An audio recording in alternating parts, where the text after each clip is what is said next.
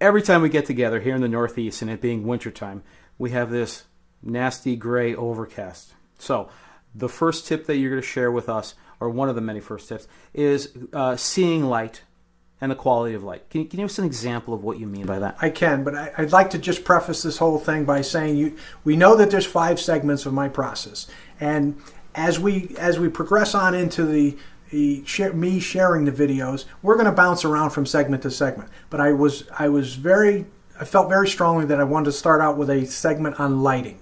So here's a perfect example right here of a scene that I made only 4 years into my career as a black and white artist. And I think it really illustrates what light does. Now, look at this egg-shaped rock here. Because of the light and the direction of the light is low in the sky and it's coming from the left side, you actually get a roundness to that rock. And, you know, I learned from a photographer, a very famous photographer long ago. He says, Steve, he said, we photographers are charged with capturing a 3-dimensional world and presenting it in a 2-dimensional medium. Now, how do we do that? We do that with spatial relationships, where you see these triangular shapes of shadows and whatnot, but also with a roundness and a direction of light that gives the impression that something is round.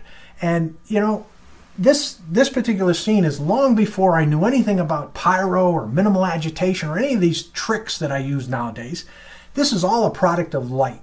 The light skimming across this sand, the fact that the water at some point had rolled down this area of sand and has created peaks and valleys, because the light's skimming across it in the manner that it does, you get this undulating feeling of depth and near and far, and it's a product of light.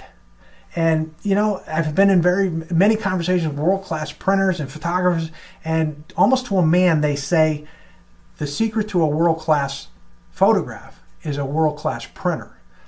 I'm here to argue you need to be a good printer, but you need to have world-class light. And that right here is what I call world-class light. 4 years into my black and white career, and I get that kind of texture in sand and those kinds of shapes, I'm still surprised 35 years later that I saw something like that. I hope this helps you in your quest.